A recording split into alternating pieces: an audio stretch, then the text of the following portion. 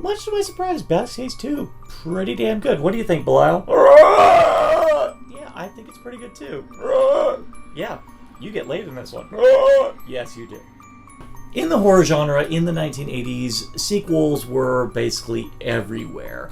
And from the outside looking in, it's no surprise that Basket Case got a sequel. But here's the thing, Frank Henenlotter himself really did not want to make one. He always felt that he told everything he needed to tell with the first one, even down to the fact that both Dwayne and Belial were pretty much street pizza by the very end of the first movie. So people were like going, well, no, there has to be, they could still be alive, and there's another doctor who separated them, who's there at the separation, and he's like, that's still an extension of the same story. Okay, if we're gonna do this, let's just go fucking batshit crazy.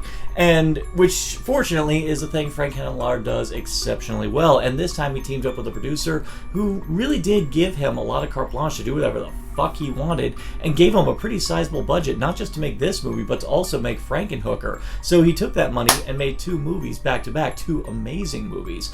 Now, Basket Case 2, much to my delight and surprise, is a legit sequel, because Frank Henenlotter said, no, I want to just take the story in a drastically different direction and actually want to explore other aspects to the story that might actually make it interesting. And he throws in a whole, family of unique individuals, as they're called in the film. And because of that, it actually does have a really strong emotional core as a result, because on one side, you have Belial, who now does not feel like the odd person out, because here he is in this commune with all these visually stunning creations by Gabe Bartalos.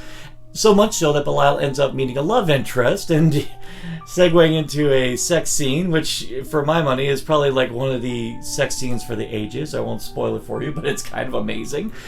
But on the other side, you've got Dwayne, who now he ostensibly does look normal, and now that Belial has a place for himself, Dwayne is having a conflict as to where he belongs. Unfortunately, on the outside, he's considered a freak, and not only that, a wanted individual.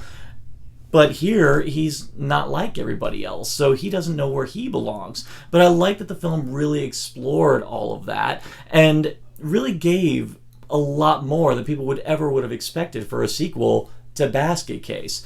And while I'll probably get into a lot more when I review the third one, I will say also as an addition, Annie Ross as Granny Ruth was easily the MVP and the thing that really gave this sequel life. So I love it, strongly recommend it.